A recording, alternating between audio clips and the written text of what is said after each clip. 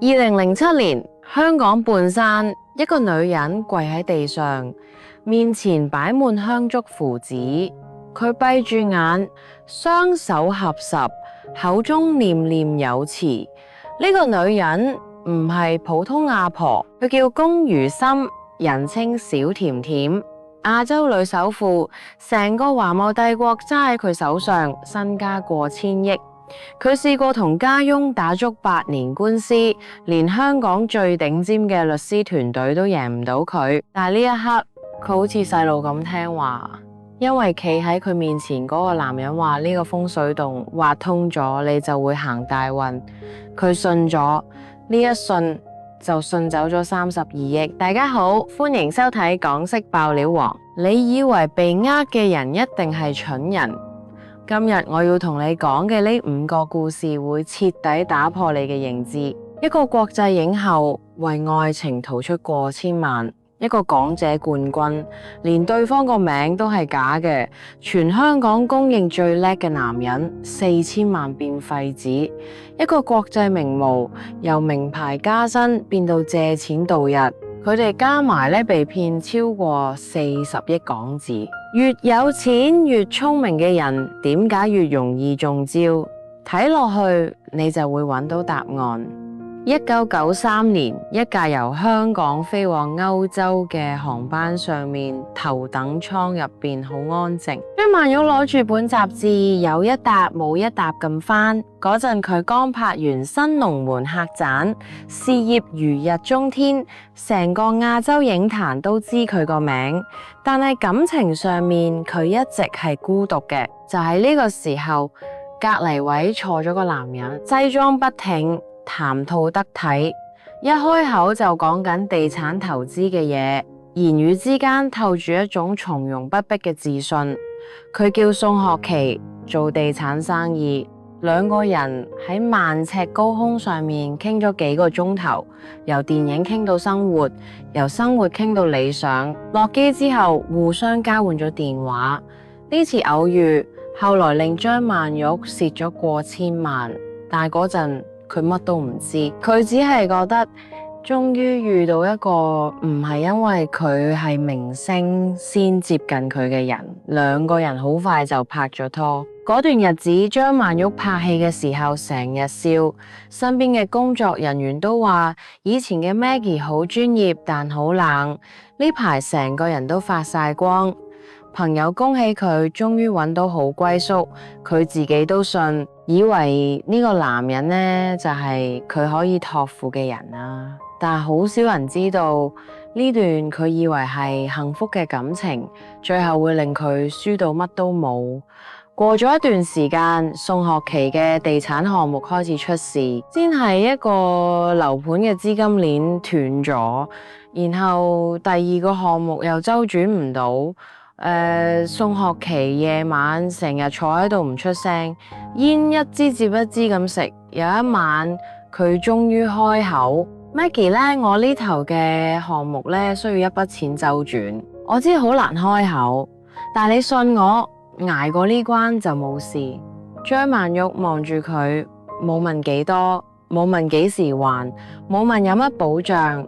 佢直接去銀行將自己嘅積蓄搬咗出嚟，過千期。佢掏錢嗰刻連眨眼都冇，因為佢信嘅唔係呢盤生意，係呢個人咯。咁對於張曼玉嚟講，呢筆錢唔係借款，係佢對呢段感情嘅全部信任嘅。佢覺得兩個人係一齊嘅，佢嘅錢就係佢嘅錢，根本唔需要分得咁清楚。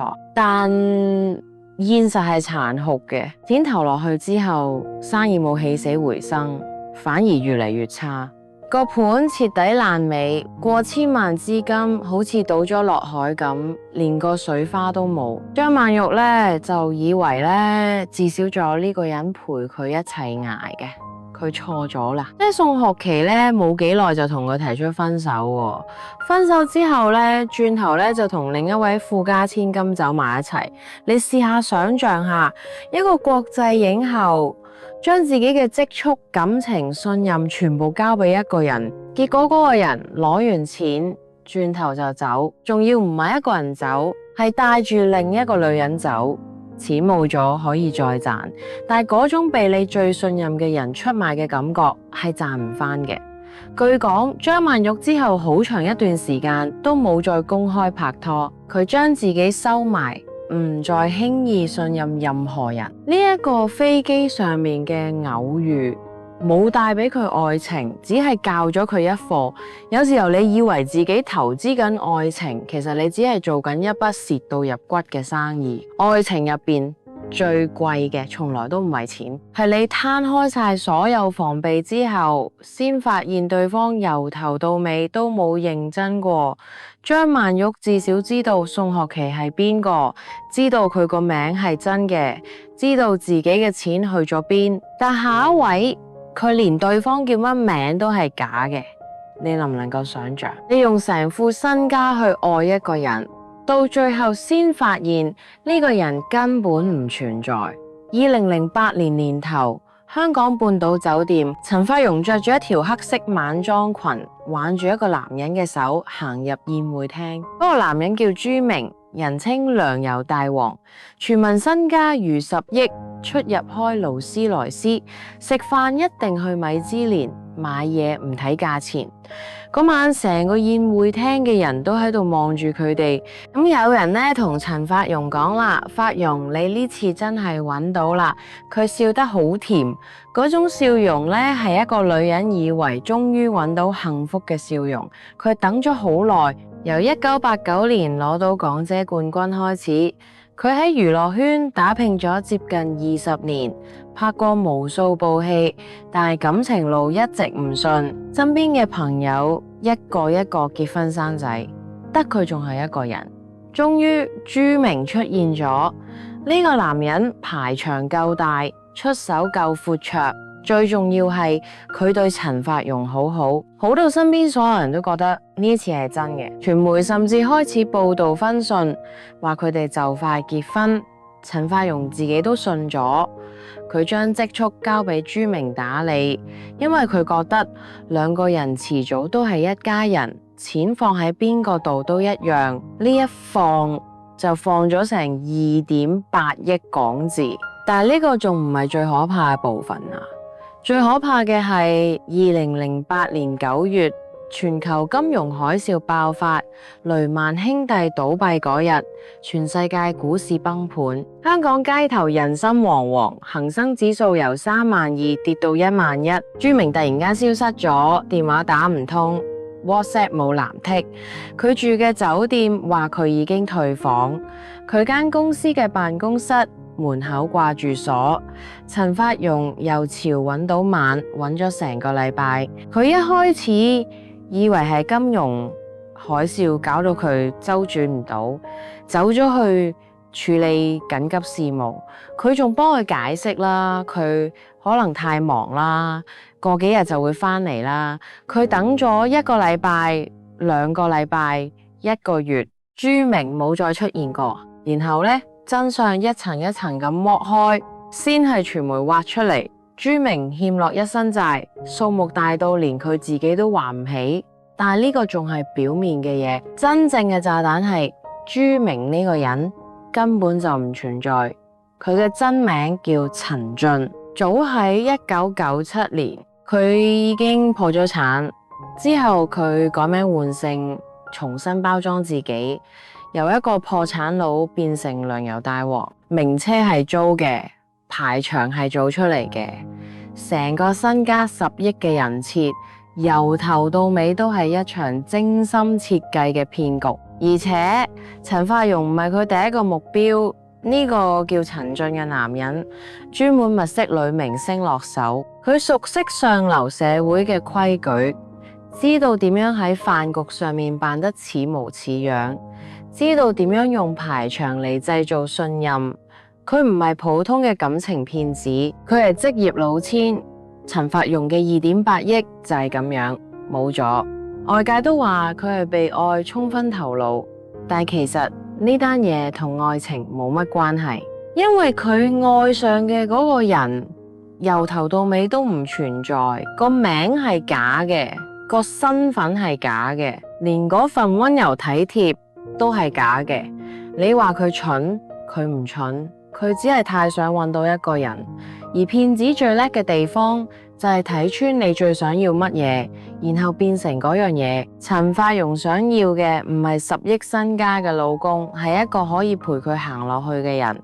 陳俊睇穿咗呢一點，所以佢演咗一個完美嘅伴侶，演到陳法蓉以為自己終於等到幸福。最可怕嘅唔係被呃錢，係你日日醒返嚟發現同你朝夕相對嗰個人連個名都係假嘅。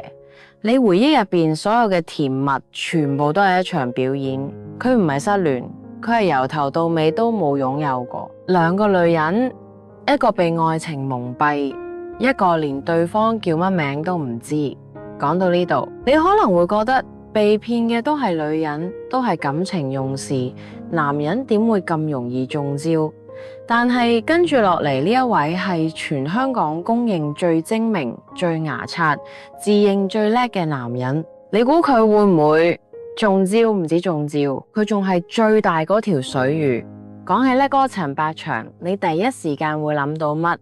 一定係佢嗰句口頭禪：我係全香港最叻嘅。呢個男人喺綜藝節目上面從來都係最醒目嘅，個反應快，口才好，玩遊戲贏到其他人，冇晒脾氣。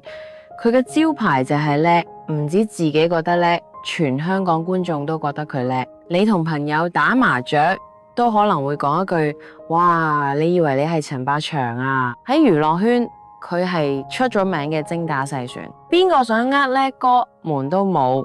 但係偏偏現實有時候就係咁諷刺。2007年，有個人揾到叻哥，同佢講咗一個千載難逢嘅投資機會。呢個人叫吳志堅，頭銜好大，前湖南首富。佢同叻哥講呢，自己手上有幾間公司嘅內部股份，包括一間叫中國神州聯合通訊嘅公司，話就嚟喺香港買殼上市。只要依家低價入手，上市之後股價一定倍翻。到時候想賺幾多就賺幾多。叻哥聽完諗咗一陣，買殼上市呢種玩法佢唔係冇聽過，喺商界呢個係合法嘅財技操作，好多有錢人都係咁樣發達。況且對方係前湖南首富，有頭有面，唔似老千。叻哥做咗個決定入，而且唔係細細注咁入啦，佢一口氣砸咗4000萬港幣落去。4000萬，你冇聽錯，叻哥以為自己揾到咗一個穩賺嘅 deal， 以為自己嘅眼光同判斷力過人，但係佢唔知道啊，喺呢盤棋入邊，佢唔係棋手，佢係棋子。2008年，吳志堅被內地公安拘捕，罪名非法發行內部股票，成個騙局好似紙牌屋咁冧咗落嚟。叻哥嘅4000萬1蚊都攞唔返，消息一爆出嚟，全香港都炸咗。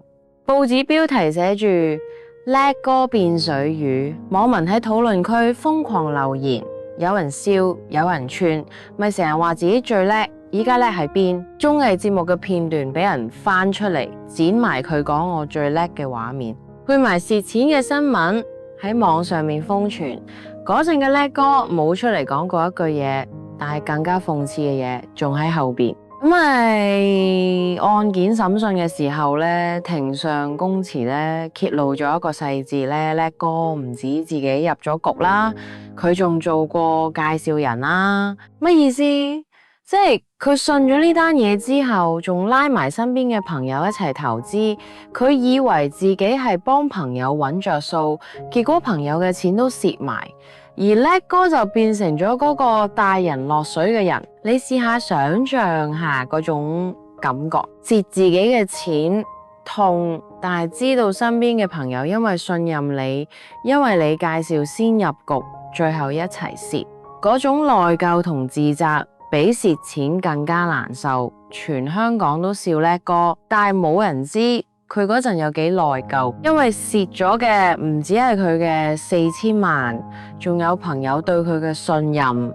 最後叻哥仲要親自上內地公安廳做證人，錄口供對簿公堂。一個喺電視上面永遠笑口細細嘅人，坐喺公安廳嘅凳上面，逐條問題回答緊自己點解會俾人呃嗰個畫面，想想都覺得唏噓。認叻一世，呢次真係認輸。但係叻哥呢單嘢呢，最值得講嘅唔係佢蝕咗幾多錢，係佢呢個案例完美咁證明咗一件事：越覺得自己聰明嘅人，越容易低估騙子。因為聰明人有個死穴，佢哋太相信自己嘅判斷力。普通人俾人呃會諗係咪有問題，但係聰明人俾人呃，佢心入邊嘅聲音係我咁叻，我識分。正正係呢種自信，令到佢連最基本嘅防線都冇起。騙子唔怕叻人，騙子最中意嘅就係以為自己好叻嘅人，叻咗一世，最後先發現自己先係最大嗰條水魚。呢條水魚嘅價錢4000萬，叻哥蝕咗4000萬，肉痛，但係佢底子厚，仲有得翻身。蝕嘅係錢，留低嘅係一個教訓。但係下一位冇咁好彩，佢蝕嘅唔係一筆錢，係全副身家，係佢做咗幾十年嘢賺翻嚟嘅每一蚊。蝕完之後，佢連翻身嘅本錢都冇㗎。一個國際名模，由住豪宅戴名錶，變到要借錢度日，變賣首飾，租住破屋，中間只係隔咗一個人。你有冇試過打開自己個首飾盒，逐件攞出嚟擺喺台面上咁然後同自己講啦，咁呢啲呢，全部都要賣。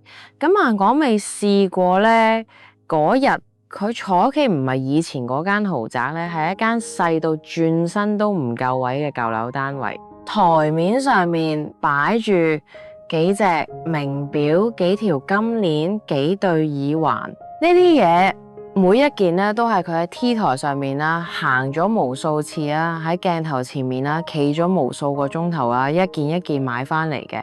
依家佢要將佢哋全部賣走，換錢交租，換錢食飯。佢可能會問，一個國際名模喺全世界最頂級嘅時裝周行過天橋，接過無數大品牌代言，點解會淪落到呢個地步？答案係一個男人，佢叫 Corrado Riccio， 意大利人，外表風度翩翩，講嘢溫文有禮。佢同萬廣美拍咗好多年拖，兩個人出雙入對，喺朋友圈入邊係公認嘅模範情侶。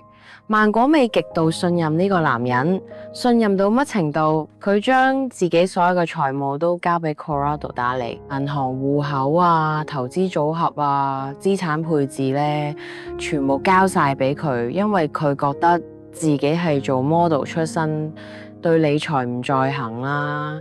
而 Corrado 呢係生意人啦，呢啲嘢交俾佢呢處理最合適。佢從來冇懷疑過呢個決定。事實上，直到警察上門嗰日，佢仲以為係誤會。嗰日佢開門見到兩個着制服嘅人企喺門口，佢第一個反應唔係驚，係不解。佢望住佢哋問係咪搞錯咗？冇搞錯。Corrado 以投資為名，將萬廣美嘅錢分批轉走，唔係轉去投資戶口，係轉入自己嘅私人賬戶。一筆、兩筆、三筆，前後，總共轉走約4000萬歐元，4000萬歐元，折合當年大約4到5億港紙。你知道呢個數字代表乜嘢？係萬廣美做咗幾十年 model 賺翻嚟嘅全部。由佢10幾歲入行開始，每一次行天橋，每一次影硬照，每一次飛去外國拍廣告，一蚊一蚊儲落嚟嘅錢，幾十年嘅汗水同埋付出，全部喺呢個男人手上消失得乾乾淨淨。事發之後呢， Corrado 被捕，但係錢呢追唔翻，已經被揮霍啦，被轉移被藏到唔知邊個角落啦。法律程序可以判佢有罪，但係判唔翻萬廣美嘅積蓄。之後嘅日子，萬廣美嘅生活徹底崩塌。以前住豪宅，依家租破屋；以前戴名錶，依家要賣錶；以前出入頭等艙，依家連經濟艙都要諗清楚。佢試過開唔到口同朋友借錢，最後逼住自己打咗個電話出去。電話通咗之後，講咗第一句就已經講唔落去，但係佢冇跪低。變賣完首飾之後呢，佢由零開始呢，瘋狂接工作，有工就做，唔理大細。以前嘅萬廣美係可以揀工嘅超級名模，依家嘅萬廣美係一個乜都肯做嘅打工人。有記者影到佢出席活動嘅相，佢對住鏡頭仲要笑，但所有人都睇得出嗰個笑容背後係咩？由名模到借錢度日，中間只係隔咗一個信錯嘅人，佢用咗幾十年行上去嘅位置，一個人一個局就全部拉翻落嚟。你話萬廣美錯喺邊？錯喺信人，定係錯喺唔識理財？其實都唔係。佢最大嘅錯係將自己嘅人生完全交俾另一個人掌控。當你連自己嘅錢都唔掂嘅時候，你嘅命運就已經唔係你自己嘅。萬廣美後來喺訪問入邊講過一句嘢，大意係：我以前以為愛一個人就係乜都信佢，依家我知道愛自己先係最重要㗎。呢句嘢佢係用4到5億換翻嚟嘅，最貴嘅課堂，冇文憑，冇證書，得一個教訓，你可以愛一個人愛到飛起，但你嘅存摺永遠要揸喺自己手上㗎。萬廣美蝕嘅係畢生積蓄，4到5億港紙，已經係一個普通人幾世都賺唔到嘅數目。但係最後呢一位被騙嘅金額呢，大到你聽完可能會以為我講錯啦。32億，你冇聽錯，32億港紙，仲有原32億都仲嫌唔夠，仲要嚟多800億。呢個故事嘅主角係一個你一定聽過嘅名。呢個故事要由一個女人嘅孤獨講起。龔如心，花名小甜甜，華懋集團掌舵人，身家過千億。曾經登上亞洲女首富嘅寶座，佢嘅標誌性打扮，孖辮頭、迷你裙、娃娃鞋，成個香港冇人唔識，但好少人知道。喺呢一個可愛嘅外表下面呢，呢個女人嘅內心有幾疲憊嘅。佢同老公黃德輝嘅故事呢，本身就係一部電影嘅。黃德輝係華懋創辦人，1990年被綁架後失蹤，至今生死未卜。法庭喺2000年先正式宣布佢死亡。換句話講，龔如心等咗10年，先等到一紙死亡證明。但噩夢冇完，老公失蹤之後，家翁黃庭新入稟法院爭產，話黃德輝嘅遺產應該歸佢。一場官司打咗成8年，由高等法院打到終審法院，由1997年打到2005年，香港史上最長嘅爭產案，主角就係佢。2005年，龔如心終於打贏官司，華懋帝國歸佢所有。但係嗰個時候嘅佢已經身心俱疲，喪夫之痛，10年等待，8年官司呢啲嘢加埋，足以壓垮任何一個人。佢贏咗場官司，但係輸咗成副精神。佢開始變得孤僻，唔信任身邊嘅人，成日覺得有人想害佢。就喺呢個時候呢，一個男人出現咗，佢叫陳振聰。陳振聰呢，自稱風水大師，識得睇風水啦，做法事啦，通靈驅邪。佢接近龔如心嘅方式好簡單，佢話佢可以幫佢聯繫已故嘅老公黃德輝。呢句說咧，正正插中龔如心最深嘅傷口。一個等咗老公10年嘅女人，一個孤獨到連最基本嘅安全感都冇嘅女人，突然有個人同佢講，我可以幫你同佢講嘢。佢信咗，唔止信，仲越嚟越依賴。陳振聰開始以做法事為名收費，一開始係幾十萬，龔如心覺得唔算多，俾咗，然後係幾百萬，佢猶豫咗一陣，都俾咗。再之後係幾千萬，佢已經停唔到，因為陳振聰掌握咗佢嘅心理命脈。佢知道龔如心最怕嘅係乜？怕孤獨，怕命運，怕失去更多嘅。每一次龔如心猶豫，陳振聰就會講：如果你依家唔做，之前做嘅法事全部白費。呢個風水洞挖通咗，你就會行大運。你同你老公嘅緣分先可以延續。你信唔信我？你唔信我，邊個幫到你？呢啲說話對普通人嚟講，可能一聽就知係騙，但係對嗰個時候嘅龔如心嚟講咧，呢啲說話就係救命繩。佢攞住呢條繩，越攞越實，唔敢放手，因為放手嘅話，佢就乜都冇。就係咁，前前後後，龔如心俾咗陳振聰大約32億港紙嘅風水費。32億，咁你知道32億係乜概念啦？即係每日俾100萬，要俾成8年零9個月先俾得完咯。即係你去買馬，每注買1蚊，要連續中32億次先追得翻咯。呢個數字大到你講出嚟，正常人嘅第一反應係你係咪講多咗個零？冇講多，32億，每一蚊都係真金白銀，但陳振聰嘅野心遠遠唔止32億。2007年4月，龔如心因卵巢癌病逝，享年70歲。佢死嗰刻都唔知道自己被騙咗32億噶。佢臨終嗰陣，可能仲以為陳振聰係佢最信任嘅人之一。呢個事實比32億本身更加令人心寒。龔如心過身之後，佢嘅遺囑將成個華懋帝國捐俾慈善基金。呢份遺囑白紙黑字，清清楚楚。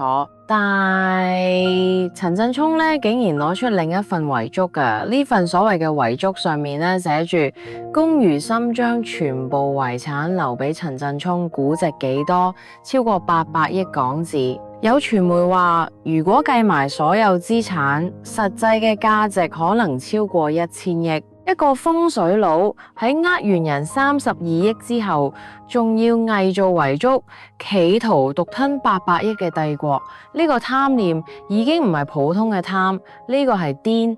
咁咧就案件去到法庭啦，係轟動全港啊！咁陳振聰咧請咗最貴嘅大律師團隊，企圖證明咧呢份遺囑係真嘅。佢行入法庭嗰日，着住西裝，面色如常，好似真係覺得自己會贏咁。但係證據係無情嘅，筆跡專家咧逐筆逐畫分析，證實遺囑上面嘅簽名係偽造嘅。法庭調查發現，呢一份所謂嘅遺囑存在多處疑點，紙張、墨水、簽名、特指全部對唔上。2013年，法庭裁定遺囑係偽造。陳振聰因為偽造文書同埋意圖妨礙司法公正，被判入獄12年。判刑嗰日咧，佢企喺犯人欄入邊嘅，面色鐵青。12年啊，佢用32億咧買唔到一個帝國，反而咧買咗一間監房啊！咁呢單案咧令到成個香港社會震驚，大家討論嘅唔止係陳振聰有幾貪，更加係龔如心點解會信一個風水佬信到呢個程度嘅？答案其實好簡單嘅，龔如心一生經歷過太多失去老公、失去安全感、失去同正常人一樣嘅生活。佢喺商場上面咧係女強人啦，但喺情感上面咧佢極度脆弱噶。陳振聰咧睇穿咗呢一點咧，佢冇攞槍指住龔如心，佢用嘅武器係龔如心對亡夫嘅思念，對命運嘅恐懼，對孤獨嘅無力感。佢將自己包裝成唯一可以幫到佢嘅人，然後一步一步咁收緊繩索。等到龔如心發現唔啱嘅時候，唔好意思，佢冇機會發現，因為佢死嗰日咧都仲信緊陳振聰。一個打贏世紀爭產官司嘅女強人喺法庭上面贏到所有人冇晒符，但係喺一個風水佬面前佢連還手嘅力都冇，因為法庭上面佢對抗嘅係對手，但喺陳振聰面前，佢對抗嘅係自己嘅恐懼同孤獨，而一個人永遠打唔贏自己最軟弱嘅嗰一面。32億買唔到平安，800億換唔到遺囑上面一個真嘅簽名。龔如心一生最大嘅對手唔係家翁黃庭生，唔係商場上面嘅競爭者，係一個利用佢恐懼同孤獨嘅騙子。而呢個騙子最叻嘅地方係佢由頭到尾都冇用過一句惡言，一絲威脅，佢只係不斷咁講，我幫到你呢3個字值32億，5個故事，5種騙局，由過千萬到32億，由飛機上嘅偶遇到風水洞嘅騙局，由國際影后到亞洲女首富，冇一個人係蠢嘅，但係每一個人都中咗招。點解？5個人5個局，張曼玉過千萬，陳法蓉2.8億，陳百祥4000萬，萬廣美4到5億，龔如心32億，加埋超過40億港紙，40億可以起幾棟豪宅，可以養活幾代人，可以喺香港買起半條街。但係呢40億就咁落咗入騙子嘅袋，你可能會問啊，呢啲人咁有錢咁有見識，點解仲會俾人呃？呢個問題呢，我喺開頭嘅時候就講過啦，答案唔係因為佢哋蠢，恰恰相反，佢哋每一個都好叻。張曼玉呢係國際影后，陳法蓉係港姐冠軍，陳百祥精明到全香港出名，萬廣美喺國際時裝界打滾幾十年，龔如心打贏過香港史上最長嘅爭產官司。呢啲人邊個係蠢人？冇一個，但係佢哋每一個都有一個軟肋啊。張曼玉嘅軟肋係愛情，佢太渴望被一個人真心對待，所以宋學麒一開口，佢連眨眼都冇就圖錢。陳法蓉嘅軟肋係歸宿，佢等咗太耐，太想揾到一個可以託付終身嘅人，所以陳俊扮成糧油大王，佢照單全收。陳百祥嘅軟肋係自信，佢太相信自己嘅判斷力，覺得自己唔會睇錯人，唔會做錯決定，所以4000萬砸落去嗰刻，佢連猶豫都冇。萬廣美嘅軟肋係信任，佢將全副身家交俾一個人打理，因為佢以為愛一個人就係乜都信佢，結果佢信嘅係一個由頭到尾都喺度算計緊佢嘅人。龔如心嘅軟肋係恐懼同孤獨，佢失去咗老公，打完咗官司，身心俱疲。陳振聰喺佢最脆弱嘅時候出現，扮成唯一可以幫佢嘅人。佢唔係信風水，佢係信嗰個唯一肯陪佢嘅人。5個人5個軟肋：愛情、歸宿、自信、信任、孤獨。呢5樣嘢，邊樣唔係正常人都會有嘅？所以你唔好以為呢啲故事離你好遠，騙子嘅本事從來都唔係靠演技、靠話術、靠排場，呢啲只係工具。佢哋真正嘅武器係揾到你心入邊嗰個洞，然後變成啱啱好可以填滿嗰個洞嘅形狀。你缺愛，佢就變成最好嘅情人；你缺安全感，佢就變成最穩陣嘅靠山。